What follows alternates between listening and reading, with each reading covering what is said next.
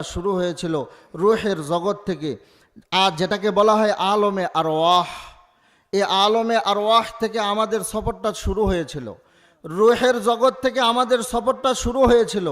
সেই রূহের জগতের মধ্যে আমরা যখন ছিলাম, সেখানে আল্লাহ আমাদের থেকে একটা সাক্ষী নিয়েছিলেন, আমাদেরকে বলেছিলেন আলাস্তু বিরব্বিকুম, আমি কি তোমাদের রব না? তখন আমি বলেছিলাম বালা, কেন আপনি আমাদের রব না? 100% আপনি আমাদের রব। আপনি যে আমাদের রব এই বিষয়ে বিন্দু পরিমাণ সন্দেহ নাই, এটার সাক্ষ্য আমি দিয়ে এসেছি। আমি যেমন দিয়েছিলাম, ফেরাউনও দিয়েছিল, নমরুদও দিয়েছিল। করে কারণ মুসলমান জাতি বলতেই তারা নির্যাতিত জাতি, তাদেরকে উপেক্ষিত জাতি মনে করা হয়, তাদেরকে বর্বর জাতি মনে করা হয়। আজ মুসলমানরা যেখানে সেখানে নির্যাতিত হওয়ার কারণই হচ্ছে এটা। আমরা আমাদের মূলটাকে ছেড়ে দিয়েছি আর শাখা প্রশাখা নিয়ে পড়ে আছি, ঠিক কিনা কথা বলেন? দিবালোকে সংখ্যালঘু হিন্দুরা ডাইরেক্ট একবারে জবাই করে দিচ্ছে, আমাদের মুখে কোনো কথা নাই, মুখে কোনো আওয়াজ নাই। কথা জোরে বলেন ঠিক কিনা?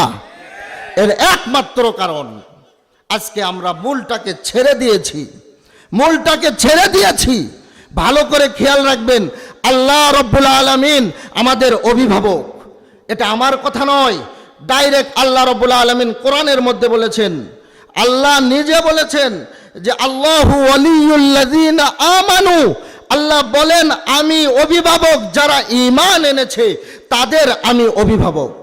আল্লাহ ডাইরেক্ট ঘোষণা। মিথ্যা? আল্লাহর বান্দা একটু কথা বলেন না, মিথ্যা? ঠান্ডা লাগে নাই আপনাদেরকে? একটু কথা বলেন, গরম লাগবে ইনশাআল্লাহ। আল্লাহর ঘোষণা কি মিথ্যা? 100% বিশ্বাস আছে তো? আল্লাহ রাব্বুল আলামিন ডাইরেক্ট বলেছেন আমি মুসলমানদের ওলি, আমি মুসলমানদের অভিভাবক। এবার আসেন, যার অভিভাবক আল্লাহ, আল্লাহ কি ক্ষমতাবান নাকি আল্লাহ পাওয়ারফুল নাকি পাওয়ারলেস? কথা বলেন, পাওয়ারফুল না পাওয়ারলেস? আল্লাহর পাওয়ার সম্পর্কে ধারণা নাই বান্দা। আল্লাহ কোরআনের মধ্যে বলেন কুলিল্লাহুম্মা মালিকাল মুলকি তুতিল মুলকা মান তাশা। আল্লাহ রাব্বুল আলামিন কোরআনের মধ্যে বলেন আল্লাহ তো ওই সত্তা, আল্লাহ তো ওই মালিক, আল্লাহ তো ওই রাজাধিরাজ,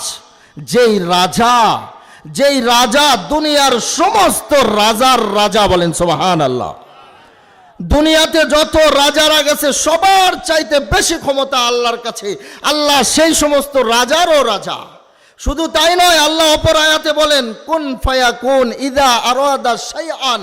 আল্লাহ রাব্বুল আলামিন কোন কাজের যখন ইচ্ছা করেন তখন শুধু মুখ দিয়ে একটাবার বলেন কুন, সাথে সাথে ওই জিনিসটা হয়ে যায়। আল্লাহ তো ওই ক্ষমতাবান। আল্লাহ রাব্বুল আলামিন অপর আয়াতে বলেন ইন্নাল্লাহা আলা কুল্লি শাইইন কাদির। আল্লাহ তো প্রত্যেক জিনিসের উপরে ক্ষমতাবান। আমার রিজিকের মালিককে কথা বলেন, আমার রিজিকের মালিককে, আমার সৃষ্টিকর্তাকে। আমাকে সৃষ্টি করেছেন কে? আমাকে মৃত্যু দিবেন কে? ও আল্লাহর বান্দা, আজকে তো আমরা ভুলে গিয়েছি আমাদের সৃষ্টিকর্তা আল্লাহ। আজকে আমরা এই কথাও ভুলে গিয়েছি আমাদের সৃষ্টিকর্তা আল্লাহ। বড় আফসোসের বিষয়, আজকে মুসলমান ঘরে ঘরে আজকে বই পুস্তকের মধ্যে আমার সন্তানরা পড়ছে, আমার সন্তানরা বই পুস্তক খুলে খুলে পড়ছে যে আমাদের আদি পিতা আসলে আমরা আগে মানুষ মূলত আগে ছিলাম, আমাদের আদি পিতা আদম নয়, বা আদম হইলেও আদম মূলত আগে ছিল বানর, বানর ছিল ব্যাং। বলেন নাউজুবিল্লাহি মিন যালিক। বলে না কথা বলেন, বলে না। আজকে আমার মুসলমান ডারউইনের মতবাদ পড়ে পড়ে আমার মুসলমান ভাইরা ইসলাম থেকে দূরে সরে যাচ্ছে। যার মতবাদ এটা, আমি আসলে মানুষ ছিলাম না বানর ছিলাম, এই মতবাদে বিশ্বাসী মানুষের ইমানের পাওয়ার হবে কোত্থেকে?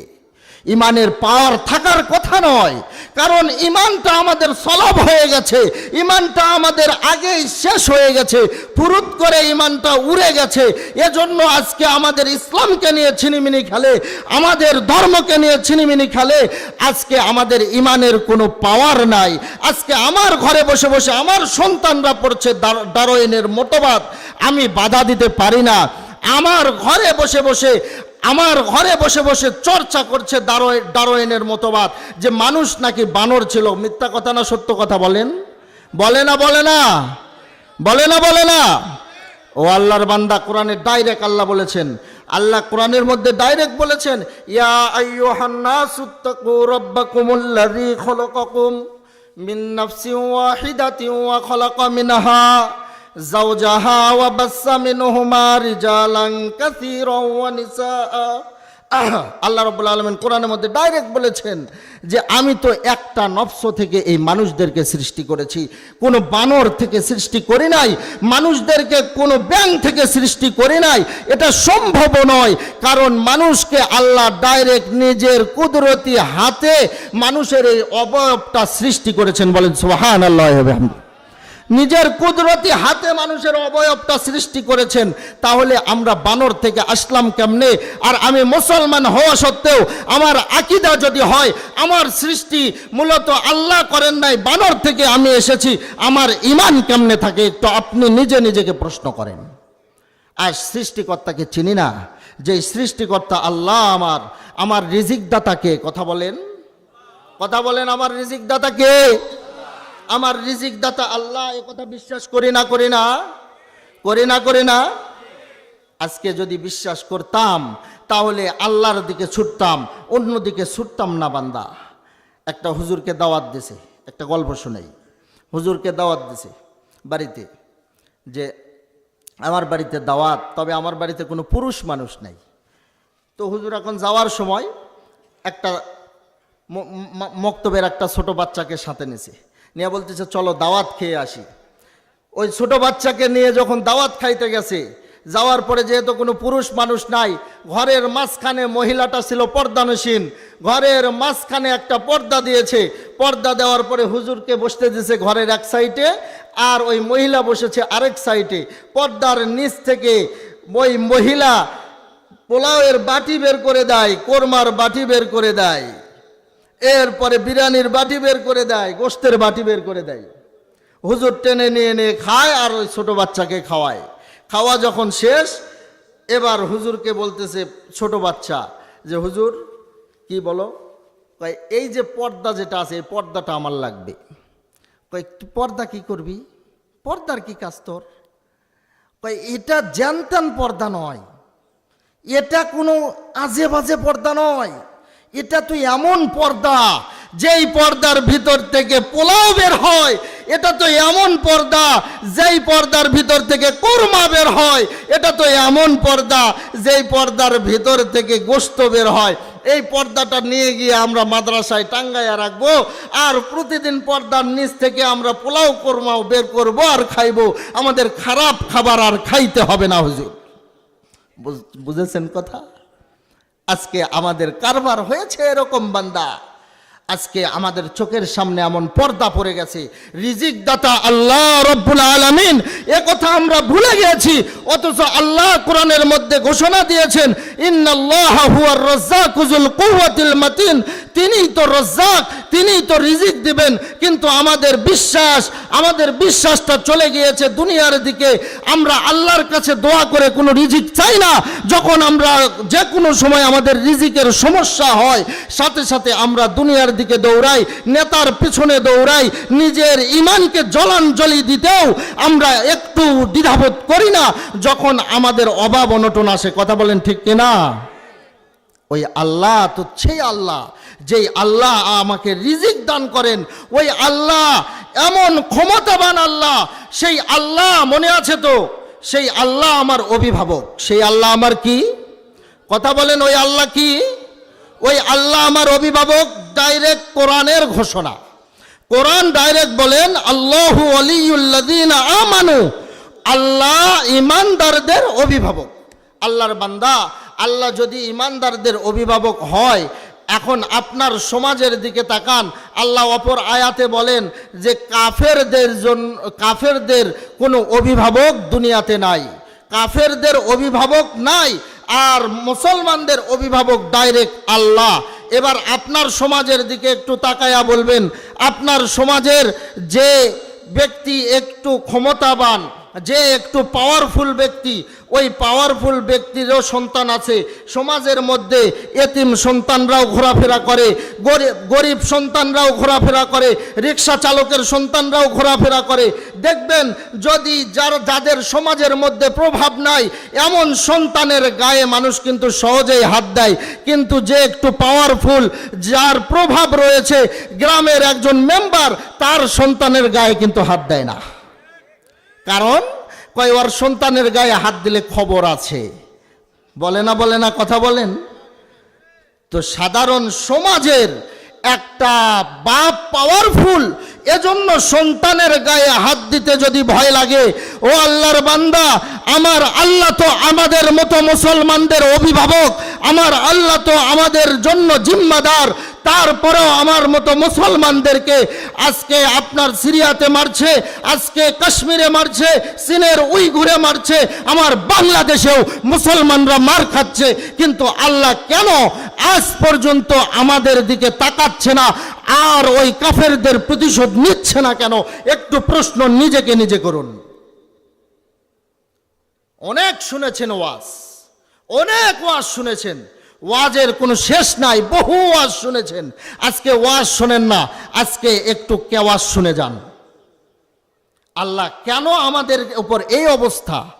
আল্লামা খাজা আজিজুল হাসান মজজুব রহমাতুল্লাহ আলাই ছিলেন অনেক পাগলা, আল্লাহর পাগল, সারা দিন আল্লাহর ইয়াদে, আল্লাহর স্মরণে পাগল ছিলেন। এই পাগল একদিন রাস্তা দিয়ে হেঁটে যাচ্ছে আর জিকির করছে, আল্লাহু আল্লাহ আল্লাহু আল্লাহ জিকির করছে আর হেঁটে যাচ্ছে। রাস্তার পাশ দিয়ে হেঁটে যাচ্ছে, একজন সুন্দর একজন সুন্দরী, দুইজন প্রেমিক প্রেমিকা হেঁটে যাচ্ছে।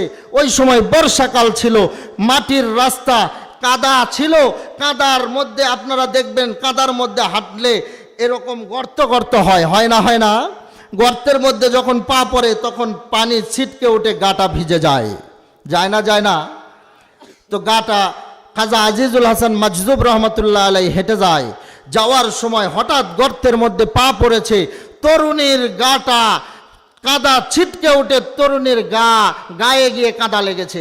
সাথে সাথে ওই তরুণ হাতটা উঁচিয়ে এসে খাজা আজিজুল হাসান মজজুব রহমতুল্লাহ আলাইকে জোরে সোরে একটা থাপ্পড় দিয়েছে যে আমার প্রেমিকার গায়ে তুমি কাদা ছিটালে কেন? এই যে থাপ্পড় যে দিয়েছে, থাপ্পড় দিতে দেরি, ও আল্লাহর বান্দা, কিতাবে লেখে যে সাথে সাথে ওই প্রেমিকার যেই পা দিয়ে, যে হাত দিয়ে থাপ্পড় দিয়েছিল, আল্লাহ রাব্বুল আলামিন ওই প্রেমিকের কিছু করে নাই। যেই প্রেমিকার কারণে থাপ্পড় দিয়েছিল, ওই প্রেমিকার দুটা পা বিকলাঙ্গ করে দিয়েছে। বলেন নাউজুবিল্লাহি মিন যালিক। একটু চিন্তা করে দেখেন, তারাও ছিল মানুষ, আমরাও মানুষ। আমরা সারাদিন ডাকি আল্লাহকে। আল্লাহ নিজে কোরআনের মধ্যে ওয়াদা দিয়েছেন, উদউনি আস্তাজিব লাকুম, তোমরা দোয়া করো, আমি তোমাদের দোয়া কবুল করব। বান্দা একবার আমার কাছে চাও, আমি সাথে সাথে কবুল করব।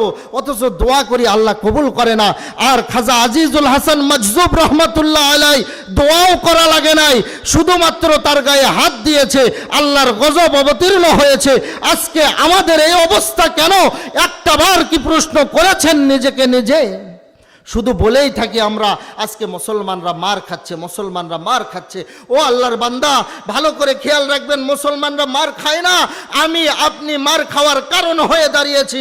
মুসলমান তো এমন ধর্ম, ইসলাম তো এমন ধর্ম, আর মুসলমান তো এমন ধর্মের অনুসারী যারা মার খাওয়ার গোষ্ঠী নয়, যারা তো জান্নাতওয়ালা, যাদের ধর্ম একমাত্র আল্লাহর কাছে মনোনীত ধর্ম, যে ধর্ম ছাড়া মানুষ জান্নাতে যাইতে পারবে না। ইন্নাদ-দীনা ইনদাল্লাহিল ইসলাম, আল্লাহ পাকের কাছে মনোনীত ধর্মই হচ্ছে একমাত্র ইসলাম। সেই ধর্মের অধিকারী আমরা। আল্লাহ অপর আয়াতে বলে যে আর যদি কোনো ব্যক্তি এই ইসলাম ধর্ম ছাড়া অন্য কোনো ধর্ম অবলম্বন করে তাহলে তার ধর্মকে আল্লাহ পাক গৃহীত করবে না, আল্লাহ কবুল করবে না। আল্লাহ কবুল করবেন একমাত্র ইসলাম ধর্মকে আর মুসলমানদেরকে। এরপরেও আমরা আজকে এত অসহায় কেন? কেন আজকে এত অসহায়? মূল থেকে সরে গিয়েছি, মূল শিকড় থেকে সরে গিয়েছি। আজকে আমাকে কেন পাঠাইছেন আল্লাহ স্মরণ আছে তো? কেন পাঠালেন, কেন আসলাম, কি করছি, এ কথা ভুলে গিয়েছি। এই কথা ভুলে যাওয়ার কারণে আজকে আমাদের এই অবস্থা। আর কতকাল ঘুরবেন? অনেক ভাই বসেছিলেন, উঠে গেছেন, কারণ হুজুর সুর দিয়ে ওয়াজ করছে না। মনে রাখবেন, এই ওয়াজ অনেক শুনেছেন, আজকে একটু কেওয়াজ শুনে যান। আপনাকে বলছি বান্দা, আপনাকে বলছি, আর কতকাল ঘুরবেন? একটু ফিরে আসুন। নামে মুসলমান হয়ে কোনো লাভ নাই যতক্ষণ পর্যন্ত আমার কাজে মুসলমানিত্ব প্রকাশ না পাবে। কথা বলেন ঠিক কিনা? একজন মুসলমানের কাজ, সবচেয়ে বড় কাজ নামাজ পড়া। আপনার গ্রামে খবর আমি জানি না, আপনার গ্রামের খবর আলহামদুলিল্লাহ ভালো হতে পারে, কিন্তু অনেক জায়গায় আমি দেখেছি যে একটা গ্রামে 100 জন মানুষ থাকলে মসজিদে 5 ওয়াক্ত নামাজে মানুষ হয় 15 থেকে 20 জন, বাকি 85 জন মানুষ নামাজ পড়ে না। অথচ মুসলমানের প্রথম নম্বর ফরজ সেটা হচ্ছে নামাজ। পুরাপুরি ছেড়ে দিয়েছি, কোনো অনুতপ্ত নেই, এ বিন্দু পরিমাণ আফসোস নাই। এমনকি কয় ওয়াক্ত নামাজ ছেড়ে দিলাম ওই খবরটাও আমাদের নাই। অথচ আমাকে যদি কেউ প্রশ্ন করে তোমার ধর্ম কি, বলে মুসলমান, আর বলে আল্লাহ পাকের কাছে মনোনীত ধর্মের অধিকারী, আমি কেন মার খাই? কেন মার খাই বলেন? মার খাওয়ার কারণ তো অন্য কেউ নয়, আমি নিজে। 5 ওয়াক্ত নামাজ এরকম কত জীবন থেকে আমার চলে গেছে, আমার কোনো খবরও নাই। যেই 5 ওয়াক্ত নামাজ, 1 ওয়াক্ত নামাজ না পড়লে, 1 ওয়াক্ত নামাজ না পড়লে আগের জামানায় বলতো, যদিও এর কোনো সঠিক রেওয়ায়েত পাওয়া যায় নাই, আগের জামানায় বলতো 80 হোক বা দোজক খাটা লাগবে। কতটুকু কথা বলেন? অনেকে বলে 80 হোক বা দোজক খাটা লাগবে, 80 হোক বাই তো তারপরে তো মাপ পাওয়া যাবে, তারপরে তো মাপ পাওয়া যাবে। বান্দা, এত সহজ নয়। হাসরের ময়দান 3টা ভাগে বিভক্ত হবে মানুষ, 3টা ভাগে মানুষ বিভক্ত হয়ে যাবে। 1 ভাগ বিনা হিসাবে জান্নাতে যাবে, 1 ভাগ বিনা হিসাবে জাহান্নামে যাবে, আর 1 ভাগকে নিয়ে আল্লাহ রাব্বুল আলামিন বিচার করবেন। যেই 1 ভাগ বিনা হিসাবে জান্নাতে যাবে তাদের মধ্যে 5 দল হবে। 1 নম্বরে ভালো করে খেয়াল করবেন, নচেত বুঝবেন না কিন্তু। 1 নম্বরে নবী রাসূলরা। কথা বলেন কারা? নবী রাসূলরা বিনা হিসাবে জান্নাতে যাবে। এই আকীদা আমার আপনার আছে তো ইনশাআল্লাহ? নবী রাসূলদের কোনো ভুল নাই, নবী রাসূলদের কোনো গুনাহ নাই, নবী রাসূলরা গুনার ঊর্ধ্বে। আল আম্বিয়াউ মাসুমুন, সমস্ত নবীরা মাসুম। এই বিশ্বাস আমাদের আছে তো? এই বিশ্বাস আছে তো? নবী রাসূলরা বিনা হিসাবে জান্নাতে যাবেন। এরপরে দ্বিতীয় বিনা হিসাবে জান্নাতে যাবেন সাহাবা একরামরা, যারা নবীকে রাসূলুল্লাহ সাল্লাল্লাহু আলাইহি ওয়াসাল্লামকে নিজে স্বচক্ষে দেখেছেন, রাসূলের হাতে হাত রেখে ঈমান এনেছেন এবং ঈমানের উপরে ইন্তেকাল করেছেন, এরকম ব্যক্তিকে বলা হয় সাহাবী। এই সাহাবীরাও বিনা হিসাবে জান্নাতে যাবেন। বলেন সুবহানাল্লাহ। কয় হুজুর, আমরা তো হাদিসের কিতাব পড়লে দেখতে পাই সাহাবারা অনেক গুনাহ করেছিল, তারপরেও তারা বিনা হিসাবে জান্নাতে যাবে কেন? মনে রাখবেন, সাহাবাদের ওপরে আল্লাহও রাজি আর তারাও আল্লাহর উপরে রাজি। এটা আমার কথা নয় বান্দা, আল্লাহ নিজে কোরআনের মধ্যে ঘোষণা দিয়েছেন, রাদিয়াল্লাহু আনহুম ওয়া রাদু আন। আল্লাহ কোরআনের মধ্যে নিজেই বলেন যে আল্লাহও তাদের উপর রাজি আর তারাও আল্লাহর উপর রাজি।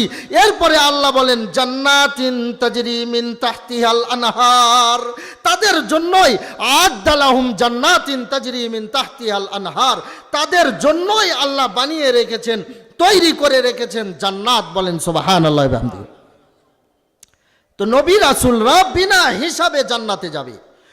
এরপরে দ্বিতীয় ভাগ সাহাবারা বিনা হিসাবে জান্নাতে যাবে। সাহাবারা, আরেকটা হাদিস আছে রাসূলের, আস সাহাবী কান নুজুম, সাহাবারা ওই আসমানের নক্ষত্রের মতো ফাবি আইয়ুহুম ইকতাদাইতুম ইহতাদাইতুম, তোমাদের মধ্য থেকে যারা সাহাবাদের অনুসরণ করবা তোমরা হেদায়েত প্রাপ্ত দলভুক্ত হয়ে যাবা। বলেন সুবহানাল্লাহ বিহামদি। সাহাবারা বিনা হিসাবে জান্নাতে যাবেন। 3 নম্বর, তওবাকারীরা বিনা হিসাবে জান্নাতে যাবেন। কারা? কথা বলেন, জোরে বলেন। তওবাকারীরা বিনা হিসাবে জান্নাতে যাবেন। এবার বলেন, তওবাকারী আমি আপনি হতে পারি কি পারি না? কথা বলেন, পারি কি পারি না? আজকে এই মাহফিল থেকে কিছু নিয়ে যাব, এই মাহফিল থেকে আমরা কিছু নিয়ে যাব ইনশাআল্লাহ। আল্লাহ রাব্বুল আলামিন আমাদেরকে এই মাহফিল থেকে কিছু নিয়ে যাওয়ার তৌফিক দান করুক। সবাই বলেন আল্লাহুম্মা আমিন। তওবাকারী আমরা হতে পারি কি পারি না? তওবা কাকে বলা হয়? 3টা জিনিসের নাম তওবা। ভালো করে খেয়াল করবেন, এই জিনিসগুলো আপনার জানা দরকার, কিন্তু আমরা জানি না। বড় আফসোস, বড় আফসোস, এটা আমরা জানি না। অথচ প্রত্যেকটা মুমিন মুসলমানের তওবা করা দরকার। তওবা করার আগে যদি আপনি আমি ইন্তেকাল করি, ও বান্দা মনে রাখবেন যে গুনাহগুলো করেছি, প্রত্যেকটা গুনার বদলায় আমাকে আল্লাহর কাঠগড়ায় দাঁড় করানো হবে। আমি আল্লাহর সামনে দণ্ডায়মান হব। তখন আমি আল্লাহকে কি জবাব দিব? আল্লাহর সামনে কোন মুখ নিয়ে দাঁড়াবো? যদি আল্লাহ বলেন তোমাকে এত এত নিয়ামত দিয়েছি, এই নিয়ামতের বদলায় তুমি এটাই করে এসেছো। একজনকে লুলা করেছিলাম, ঠ্যাং ছিল না, পা ছিল না, 5 ওয়াক্ত নামাজ মসজিদে গিয়ে পড়েছে। একজনকে আমি চক্ষু দেই নাই, অন্ধ ছিল, তারপরেও 5 ওয়াক্ত নামাজ মসজিদে গিয়ে পড়েছে।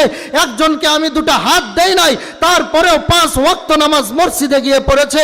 তোমাকে সুস্থ সবল পরিপূর্ণ দেহে পরিপূর্ণ সুন্দর অবয়বে আমি সৃষ্টি করেছিলাম।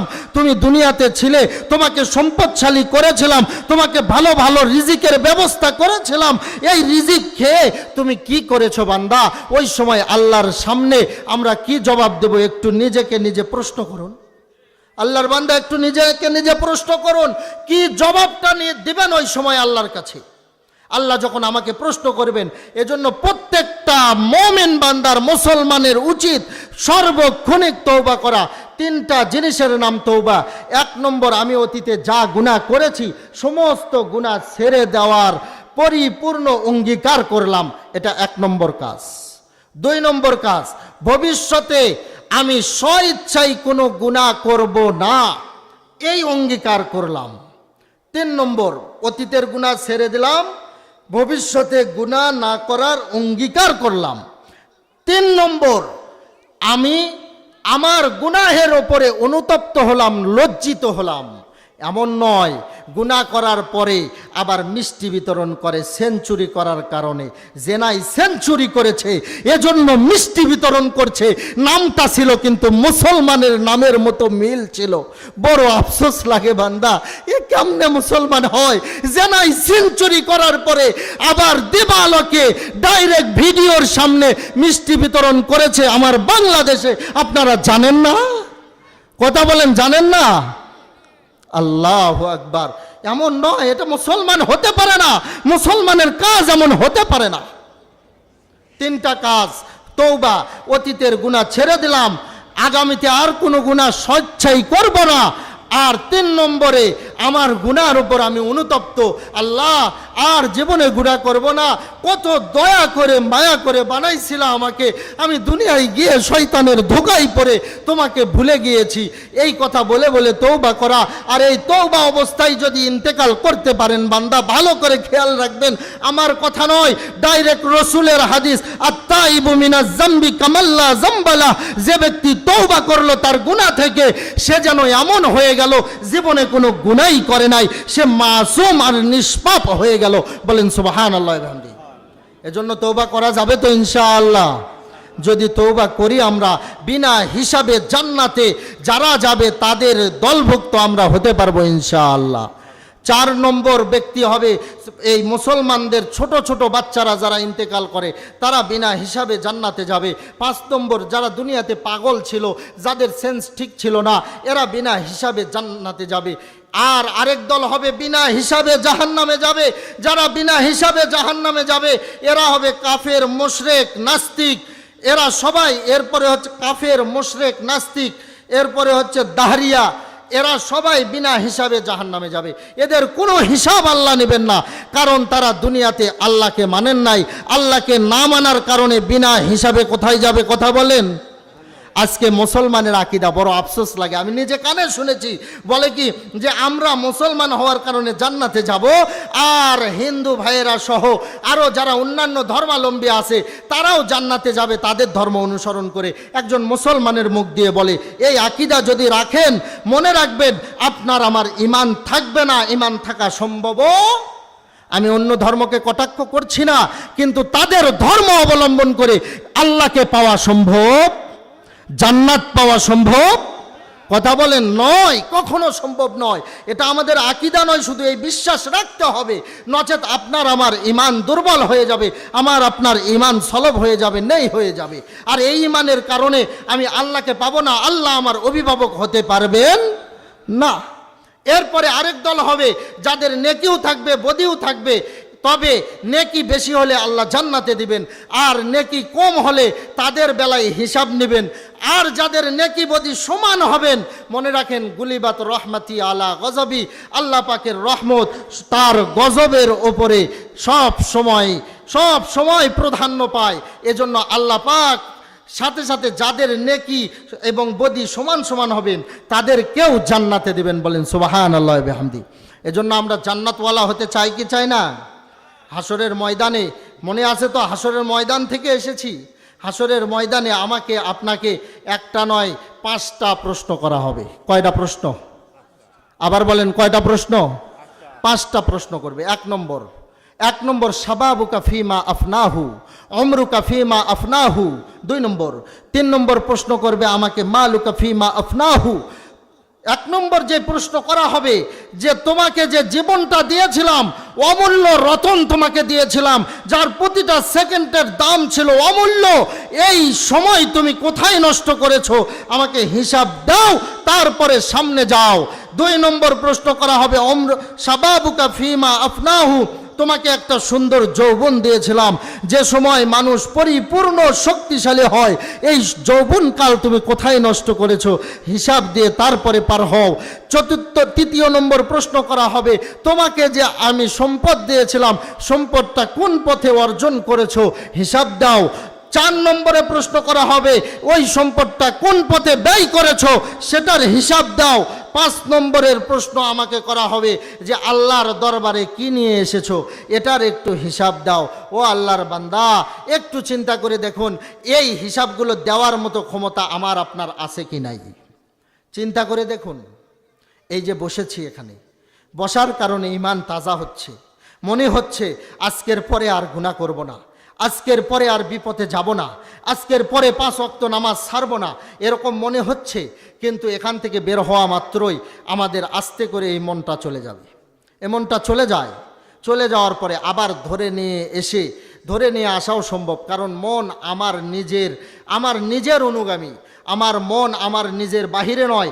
আমি চাইলে, আমি যদি আমার মতো দেখতে আমার চাইতে অনেক দুর্বল, অথচ 5 ওয়াক্ত নামাজ পড়ে, ওনার চাইতে আমি অনেক সবল, আমি 5 ওয়াক্ত নামাজ পড়তে পারি না, এই ধিক্কারটা যখন আমি নিজেকে নিজে দিতে পারবো, তখন আমার মন আমাকে এমনি মসজিদে নিয়ে যাবে কি যাবে না কথা বলেন? যাবে কি যাবে না? আপনি মসজিদে নিয়ে যাবে আমাকে। নামাজে যাওয়ার পরেও আবার নামাজে গেলেও আমাদের অনেক ধরনের সমস্যা। এই কয়টা সমস্যা বলবো বলেন? এগুলো একটা একটা করে বলতে বলতে তো সময়ই শেষ হয়ে যাবে। মনে রাখবেন, আপনারা অসুস্থ হলে ডাক্তারের কাছে যান। কোথায় যান? কেন যান? সুস্থ হওয়ার জন্য। মানুষের রোগ 2 প্রকার। মানুষের রোগ কয় প্রকার? একটা শারীরিক রোগ আর একটা কলবের রোগ, একটা অন্তরের রোগ। 2 প্রকারের রোগ। রাসূলুল্লাহ সাল্লাল্লাহু আলাইহি ওয়াসাল্লাম দুনিয়াতে এসেছেন মানুষের কলবের চিকিৎসা করার জন্য, বলেন সুবহানাল্লাহি ওয়া বিহামদিহি। এরপরে ওলামা একরাম যারা আছেন, কোরআন হাদিস যারা বোঝেন, সঠিকভাবে ব্যাখ্যা বিশ্লেষণ সহ যারা বোঝেন, তারা হচ্ছেন মূলত রসুলের ওয়ারিস। আর রসুলের ওয়ারিসরা হচ্ছেন এই কলবের ডাক্তার। যখন অন্তরের রোগ হয়, অন্তরের রোগ হলে এই কলবের ডাক্তারদের থেকে পরামর্শ নিতে হয়। কয়টা চিকিৎসা দেব বলেন? আমাদের ঈমানই চলে গেছে। নামাজের মধ্যে যাওয়া মাত্রই, নামাজে যখন দাঁড়ায় মানুষের অভাব নাই, এক একজন এক এক রকমের অবস্থা। নামাজি তো নামাজি, নামাজির মধ্যে আবার 5 কিসিম, 5 ধরন, 5 প্রকার। কয় প্রকার? কথা বলেন, কয় প্রকার? নামাজে গেছে, মাঝে মাঝে যায়, মাঝে মাঝে যায়, মানে শুক্রবার, এরকম আছে না নাই? আছে না নাই? নামাজি মাশাআল্লাহ, কিন্তু শুক্রবারের নামাজি, অন্য দিনের নয়। আরেক ধরন পাবেন আপনি, 5 ওয়াক্তই নামাজে যাচ্ছে, মাঝে মাঝে না, 5 ওয়াক্তই যায়, কিন্তু দুঃখের বিষয় 5 ওয়াক্ত গিয়ে নামাজে দাঁড়ানো মাত্রই আলহামদুলিল্লাহ, ইমাম আলহামদুলিল্লাহ বলা শেষ, 1 সেকেন্ডের জন্য নামাজের মধ্যে মন থাকে না। এরকমও হয় কি হয় না? কথা বলেন, হয় না? হয় না? দুনিয়ার সব কথা নামাজের মধ্যে স্মরণ হয়ে যায়, এরকম নামাজেও আছে না নাই? তিন নম্বরের নামাজি, নামাজের মধ্যে যাওয়ার পরে যখন আল্লাহু আকবার বলে নিয়ত করেছে, একদিকে চলে যায় মন, আবার মনকে ধরে নিয়ে আসে, আবার চলে যায়, আবার মনকে ধরে নিয়ে আসে। ও বান্দা, ভালো করে খেয়াল রাখবেন, কিতাবের মধ্যে লেখছে যে যারা এই 3 নম্বরের নামাজি, অর্থাৎ নামাজে দাঁড়ানোর পরে শয়তান তার মনটা টেনে নিয়ে অন্যদিকে চলে গেছে, তারপরে আবার সে নিজের মনকে ধরে নিয়ে এসে নামাজের মধ্যে ঢুকাইয়া দিছে। এই যে যতবার এই কাজটা করছে, প্রতিটা বার এক একটা জিহাদের সওয়াব পাচ্ছে। বলেন সুবহানাল্লাহ। এক একটা জিহাদের সওয়াব পাচ্ছে। বুঝে থাকলে বলেন, আমি আপনি যদি এরকম বারবার করতে থাকি, তাহলে এর পরের বার আর শয়তান আমার কাছে আসবে?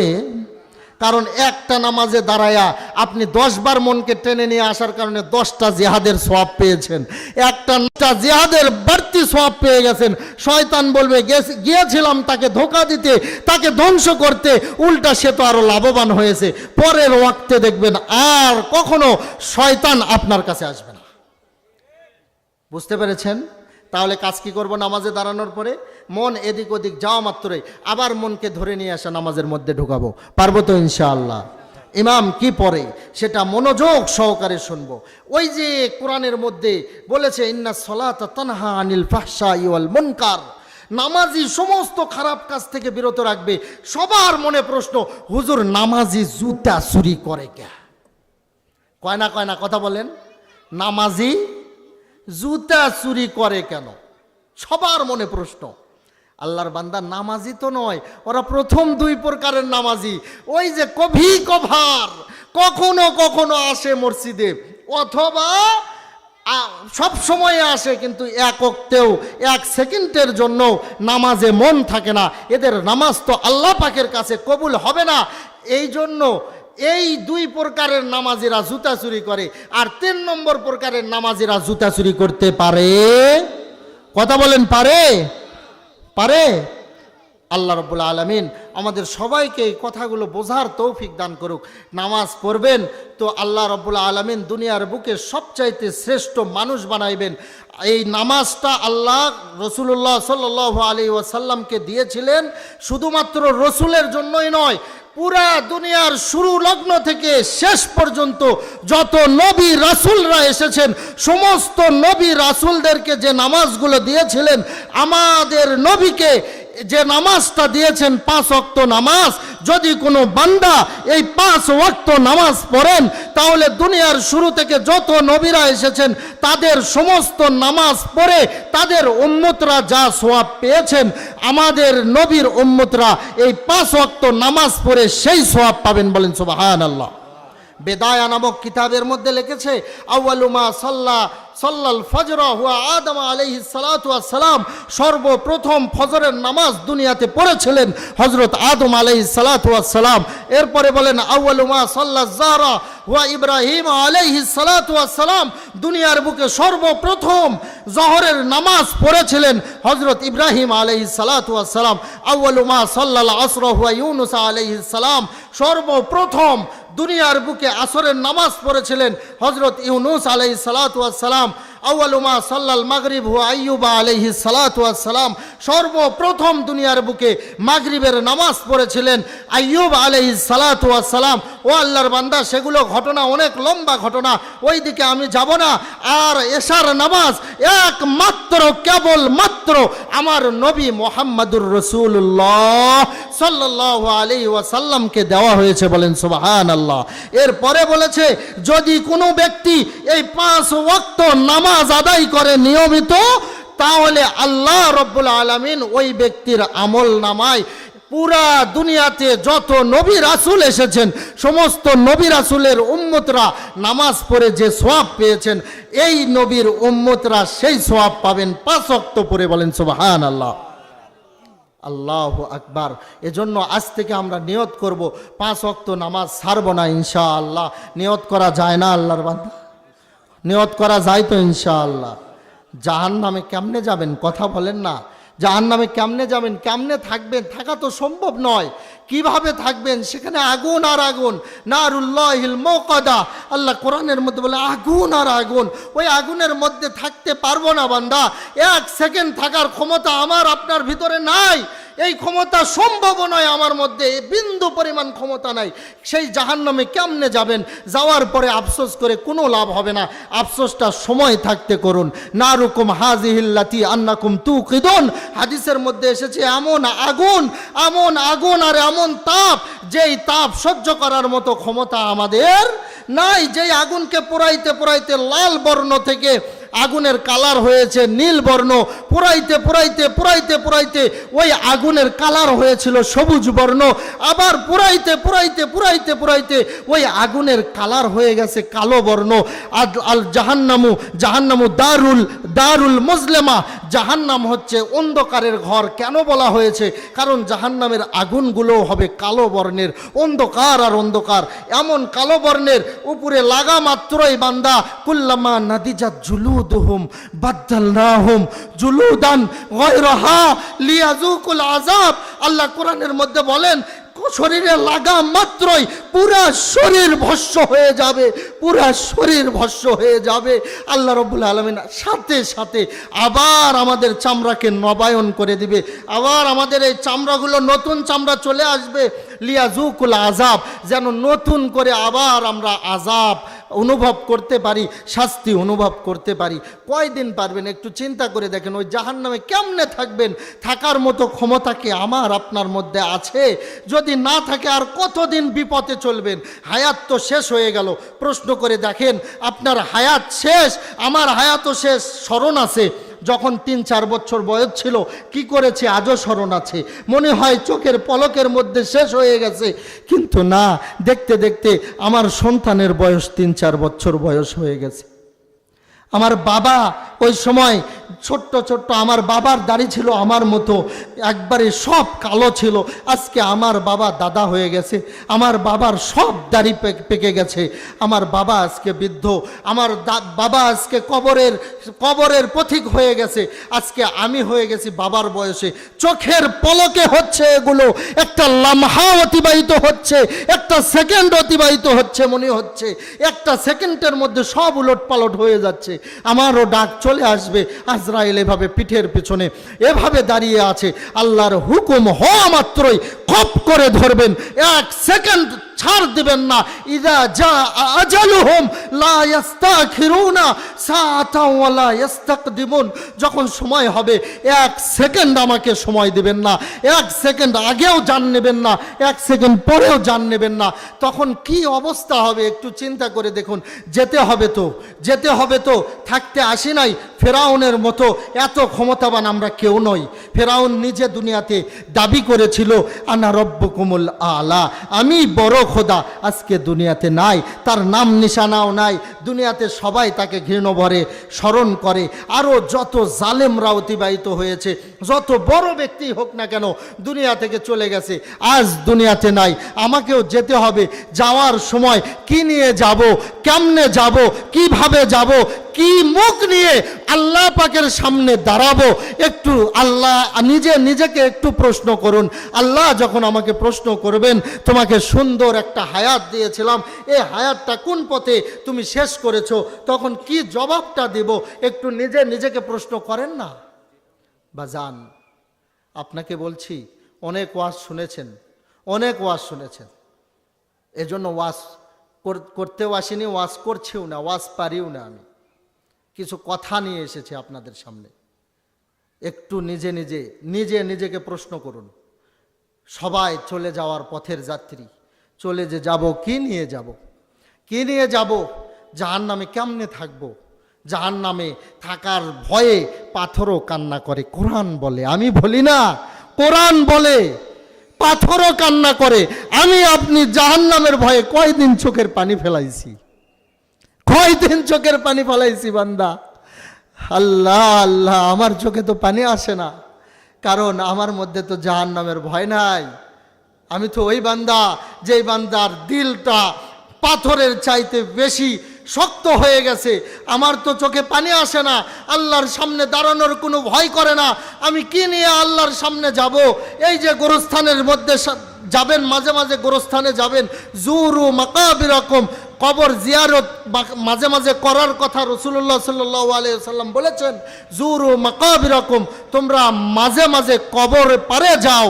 ফাইন্নাহু তাযাক্কারাল মাউত, এটা তোমাকে মৃত্যুর কথা স্মরণ করে দিবে, মৃত্যুর কথা স্মরণ করে দিবে। মাঝে মাঝে কবরস্থানে যাও। এই গ্রামের মধ্যেও এক সময়কার অনেক প্রভাবশালী ব্যক্তি আজকে ওই কবরস্থানে গিয়ে শুয়ে আছে। আমি যে কথা বলি, এই কথাগুলোও তারা কবরে শুয়ে শুয়ে শুনছে, কিন্তু উত্তর দেওয়ার মতো ক্ষমতা, কথা বলেন, উত্তর দেওয়ার মতো ক্ষমতা। আমি আপনিও চলে যাব বান্দা। সেদিন আমার আপনার কি অবস্থা হবে, কি অবস্থা হবে একটু চিন্তা করে দেখুন। এটা তো আমরা 100% বিশ্বাস রাখি, আল্লাহর সামনে দাঁড়াইতে হবে না, এই বিশ্বাসটুকুও নেই। এই বিশ্বাস আছে? একটু জোরে জবান খুলে একটু উত্তর দেন, এ বিশ্বাস আছে? হ্যাঁ, বারবার এরকম বুঝায়া যায়, এরকম বলছি, অনেকে বিরক্ত হয় যে হুজুর এভাবে কথা বলে কেন, সুন্দর করে সুর দিয়ে বলবে। বারবার যে বলছি, বিরক্ত হয়েন না বান্দা, ভালো করে খেয়াল রাখবেন। পুঁটি মাছের কথাও কাজে লাগে। পুঁটি বসে আছে, কাতলা দৌড়ে আসতেছে, বড়শি ফালানো আছে, বড়শির মধ্যে টোপ দেওয়া আছে, টোপ দেখা মাত্রই কাতলা দৌড়ে আসছে। পুঁটি বলছে, ও কাতল ভাই কোথায় যাও? কয় ওই যে আমার খাবার, আমি ওই খাবার খেতে যাচ্ছি। কয় কাতল ভাই, ওই খাবার তো তুমি খাইতে পারবা না, ওটি খাবার নয়, ওটি মূলত হচ্ছে টোপ। ওটা খাওয়া মাত্রই তোমাকে উপরে একজন আসে, ওই উপর আলা দিবে টান, টান দেওয়া মাত্রই তুমি উপর আলার হাতে চলে যাবা। এরপরে তোমাকে বটিতে ফালায়া কুচি কুচি করে কেটে তোমাকে তেলের মধ্যে ফ্রাই করবে, করার পরে তোমাকে খেয়ে নিঃশেষ করে দিবে। সাথে সাথে কাতল মাছ কি কয় জানেন?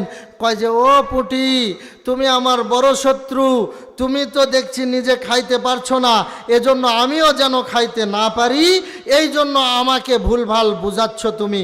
না না, আমি তোমার কথায় কান দিতে রাজি নাই। গিয়ে সাথে সাথে খেয়ে ফেলছে, উপরওয়ালা টান দিয়ে দিয়েছে। ও বান্দা, এরকম আমাদের মতো কিছু পুঁটি মার্কা হুজুর মাঝে মাঝে আপনাদেরকে এসে বুঝাই।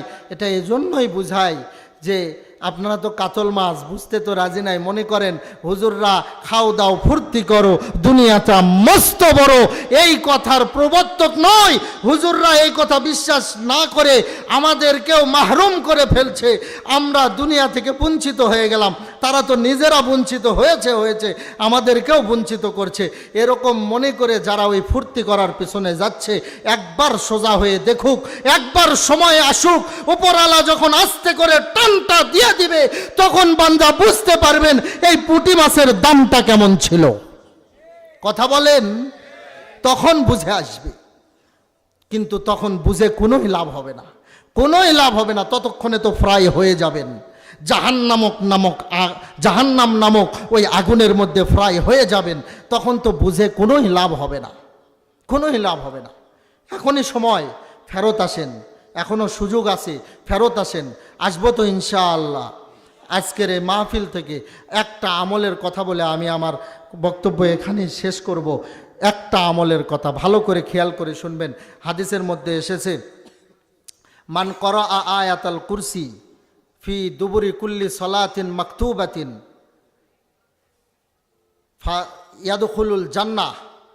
হাদিসের মধ্যে এসেছে যে ব্যক্তি 5 ওয়াক্ত নামাজের পরে আয়াতুল কুরসি তেলাওয়াত করবে, আয়াতুল কুরসি পড়বে, কয় ওই ব্যক্তি লাম ইয়ামনাহু মিন দুখুলিল জান্নাতি, ওই ব্যক্তিকে জান্নাতে প্রবেশ করার থেকে কেউ বাধা দিতে পারবে না, একমাত্র মৃত্যু। বলেন সুবহানাল্লাহ। কারণ মৃত্যুবরণ করার আগে জান্নাতে যাওয়া সম্ভব? যাবেন আপনারা? মৃত্যুবরণ করার আগে জান্নাতে যাওয়া সম্ভব? এখন কোথায় এসেছেন? শুরুর ওয়াজ মনে নাই? ও বান্দা, শুরুর ওয়াজ মনে নাই? বলেছি না জান্নাতের বাগান। আল্লাহর রসুল বলেছেন, ডাইরেক্ট হাদিস, ইজা মারারতুম বিরিয়াজিল জান্নাতি ফারতাউ, তোমরা যখন জান্নাতের বাগান দিয়ে অতিবাহিত হবা সেখানে অবস্থান করো। সাহাবারা বলল, কলু মা রিয়াজুল জান্নাহ ফিল আরদি, জান্নাতের বাগান আবার জমিনের মধ্যে কেমনে হতে পারে? তখন রাসূলুল্লাহ সাল্লাল্লাহু আলাইহি ওয়াসাল্লাম বলেন, জান্নাতের বাগান হচ্ছে হিলাকুজ জিকির, যেখানে আল্লাহ পাকের আলোচনা হয়, কোরআনের আলোচনা হয়, রাসূলুল্লাহ সাল্লাল্লাহু আলাইহি ওয়াসাল্লামের উপরে দরুদ পড়া হয়, এমন হালকায়ে জিকির যেখানে জিকির করা হয়, তাসবিহ পড়া হয়। এরকম জিকিরের মজমাকে, এরকম মজলিসকে, এরকম সামিয়ানাকে জান্নাতের বাগান বলা হয়। বলেন সুবহানাল্লাহ। মুসলিম শরীফের হাদিস বান্দা, ডাইরেক্ট সহিহ হাদিস, ডাইরেক্ট সহিহ হাদিস। জান্নাতের বাগানের মধ্যে আছেন। এখনও ওই যে ভাইয়েরা মনে হয় মন চাচ্ছে না একটু ঢুকতে, এখন প্রধান বক্তা আসবেন। আমি তো ওয়াজ পারি না, প্রধান বক্তা আসুক, তারপরে বুঝতে পারবেন ওয়াজ কাকে বলেন। উনি ওয়াজ আপনাদেরকে শোনাবেন, হয়তো আপনারা এখনও শোনেন নাই ওনার ওয়াজ, একটু শুনলেই বুঝতে পারবেন কেমন ওয়াজ। আল্লাহু আকবার। উনি আসতেছেন, একটু ওয়েট করেন। আপনারা ঢুকে যান, ভিতরে ঢুকে যান, পরে বলবেন জায়গা পাচ্ছি না। আল্লাহ রব্বুল আলামিন আমাদের সবাইকে তৌফিক দান করুক। তাহলে আমি যেই আমলের কথা বলেছি স্মরণ আছে তো? কি আমলের কথা বলেছি? আয়াতুল কুরসি। পারেন তো আপনারা?